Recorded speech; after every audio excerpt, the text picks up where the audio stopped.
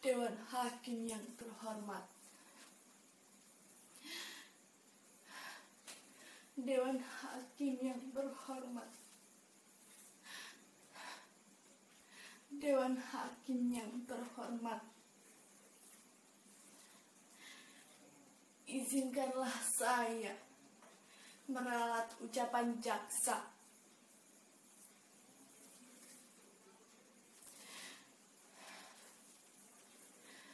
Nama saya Sumarah.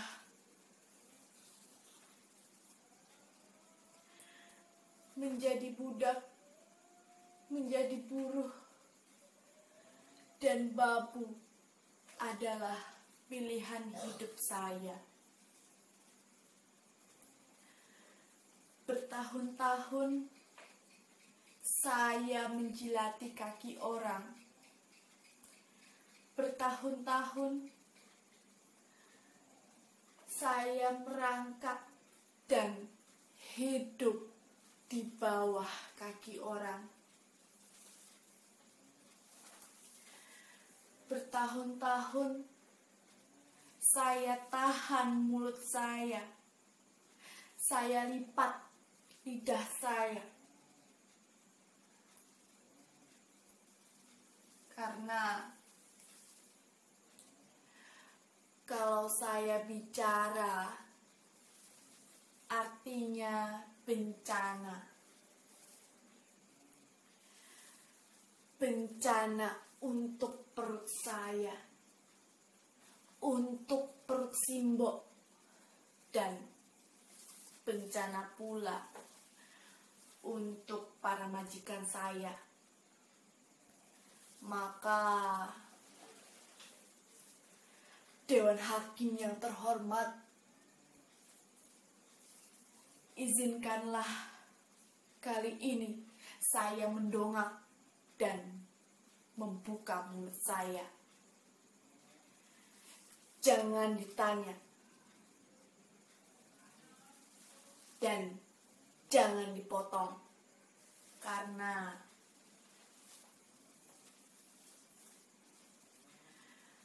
kalau waktunya sudah berhenti, saya akan diam selamanya.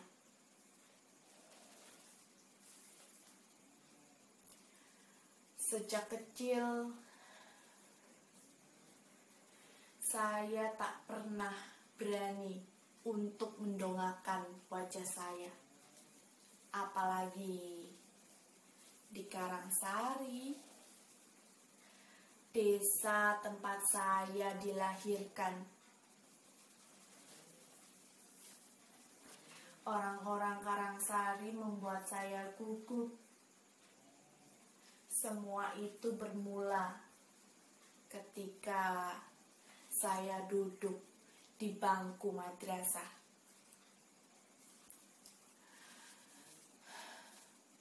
Saya ingat betul kala itu Pak Kasirin, guru madrasah saya, sedang menerangkan.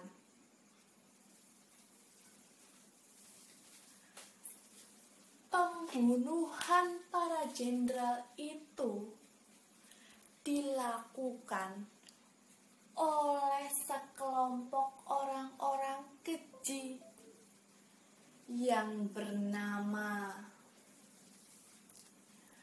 PKI.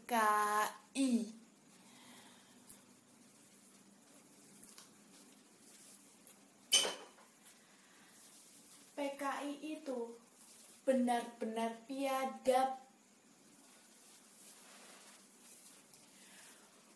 Segala aktivitas organisasi PKI dihapus dan dilarang keras oleh pemerintah. Semua antek-antek PKI itu diciduk dan dihukum mati. Suaranya memang tidak keras, tapi jelas di telinga saya.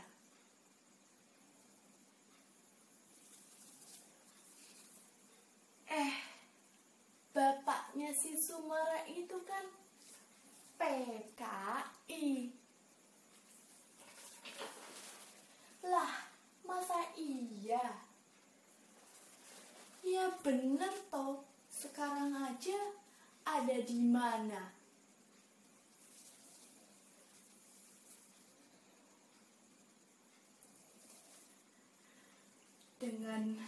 Dengan tubuh yang bergemetar, saya tatap mereka dan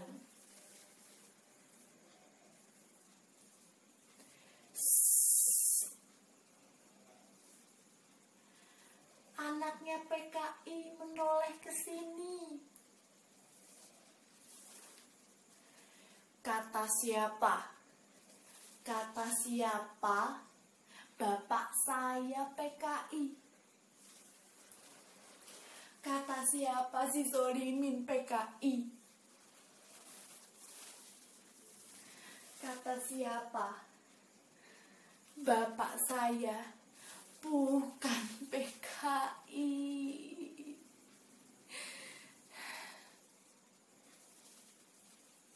Benar kata Simbok. Kalau saja Bapak tidak nderus kelapa, tidak jadi kusir andong, dan tidak mangkal di pasar Sleman. Lihat akibatnya. Bapak jadi ikut-ikutan diciduk setelah temannya Denwasto diseret tarik paksa oleh tentara. Dewan Hakim yang terhormat, kalau benar Bapak saya PKI dan bersalah, lantas apa harus saya dan Simbok harus menanggung segala dosanya sepanjang hidup kami? Saya dan Simbok selalu saja dikucilkan, dirampas hak-haknya, dan terdepak di negeri sendiri.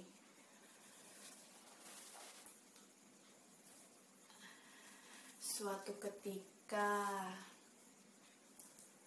saya bekerja di juragan beras.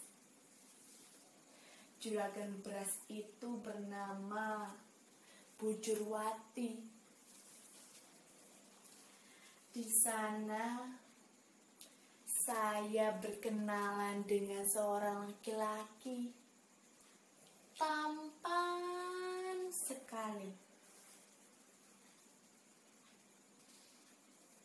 Namanya Mas Edi.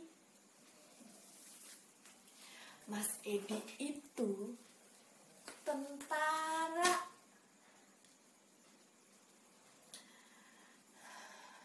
Saya jadi jatuh hati setelah saya juga mengetahui bahwa Mas Edi menaruh hati pada saya. Namun segalanya sirna ketika lagi-lagi Mas Edi mengetahui sejarah keluarga saya. Rasanya cinta yang melambung tinggi kini jatuh ke jurang yang sangat curam.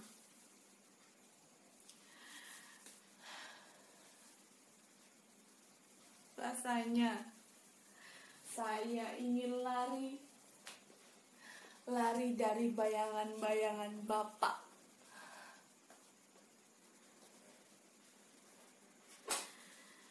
Bayangan hitam kelam Bapak.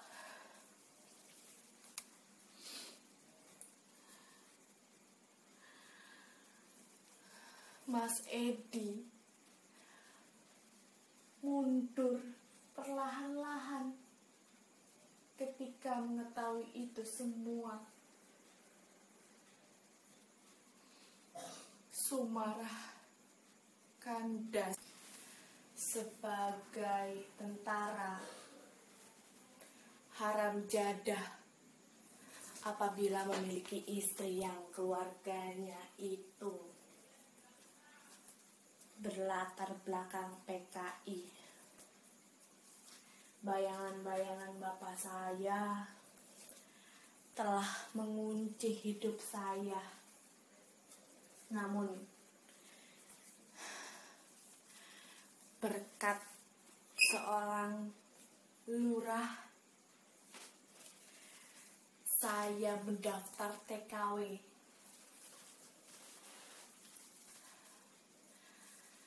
Segala persyaratan saya tuntaskan dengan segala tetek bengek lainnya. Seperti kalau mau tahu ya,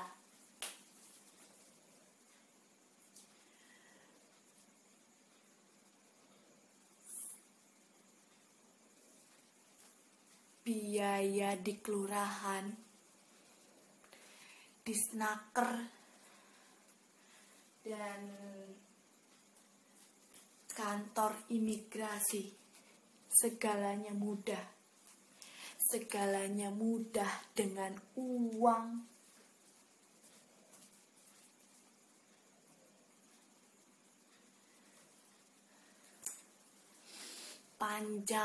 Panjang urusannya kalau sudah jadi uang. Uang jadi segalanya.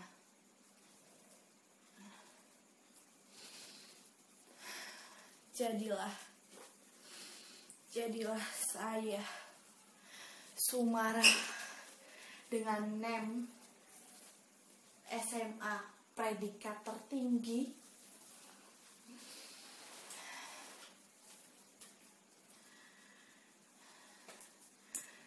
menjadi budak di negeri orang.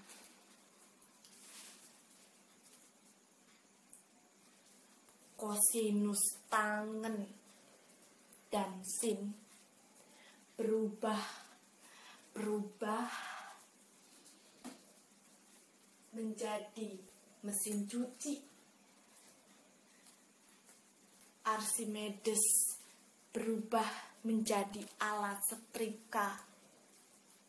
Dan pidato-pidato itu berubah menjadi omelan para majikan.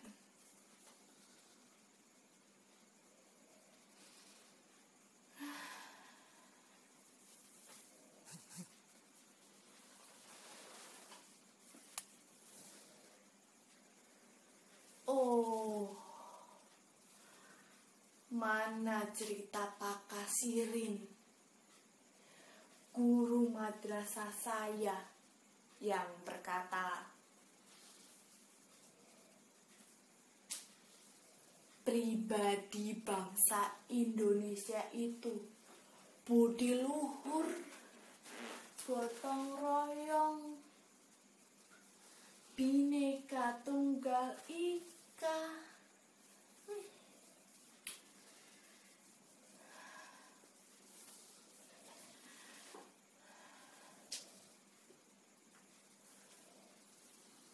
Halah.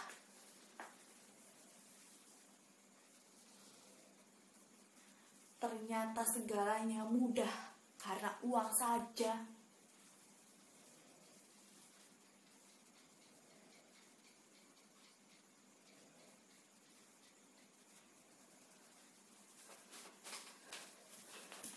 Pak Hakim, saya kira ketika saya sudah menjadi TKW, hidup Sumarah bisa bermetamorfosa dari ulat menjadi kupu-kupu yang nan indah. Tetapi ya Sumarah ya tetap Sumarah. Pak Hakim, di balik jubah-jubah hitam majikan saya, di balik cadar-cadar majikan saya, Sumarah ya tetap Sumarah. Seorang babu yang gajinya hilang setahun dan bahkan Pak Hakim, saya diperkosa. Saya diperkosa.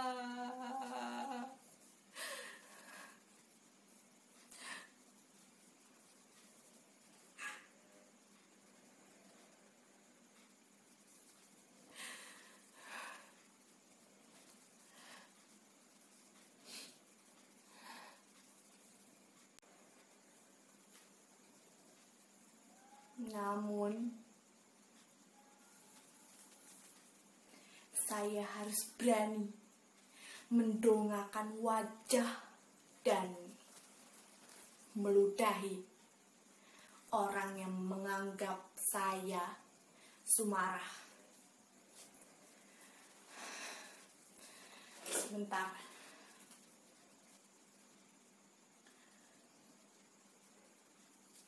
Saya mengangkat sebuah pisau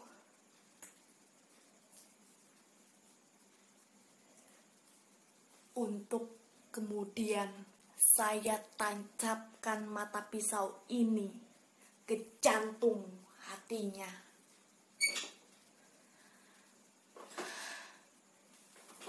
Ya, Pak Hakim, saya yang membunuh para majikan itu.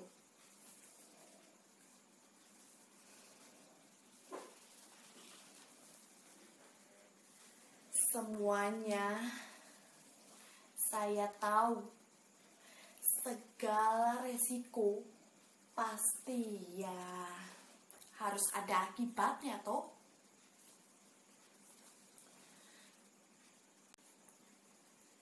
Saya sudah menjadi gelap seutuhnya karena bertahun-tahun saya tidak salah tapi disalahkan.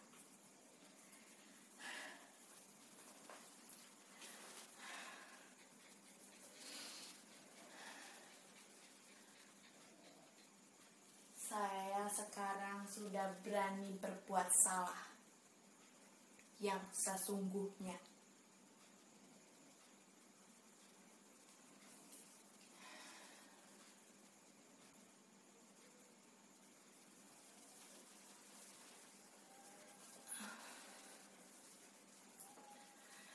Dewan Hakim yang terhormat, inilah saya, Sumarah.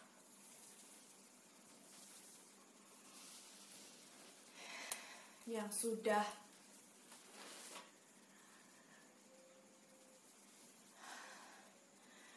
sudah paham betul bahwa bagi saya perjuangan, harapan hidup,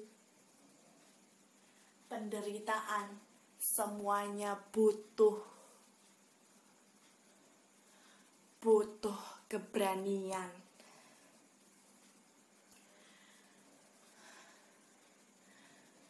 Tapi harapan kehidupan itu menjadi penjara bagi hidup saya.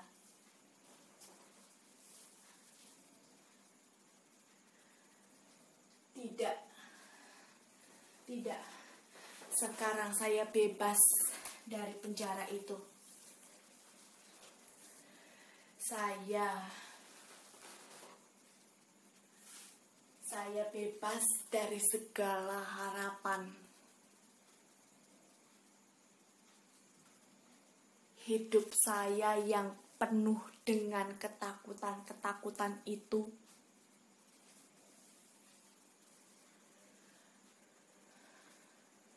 sekarang saya harus berani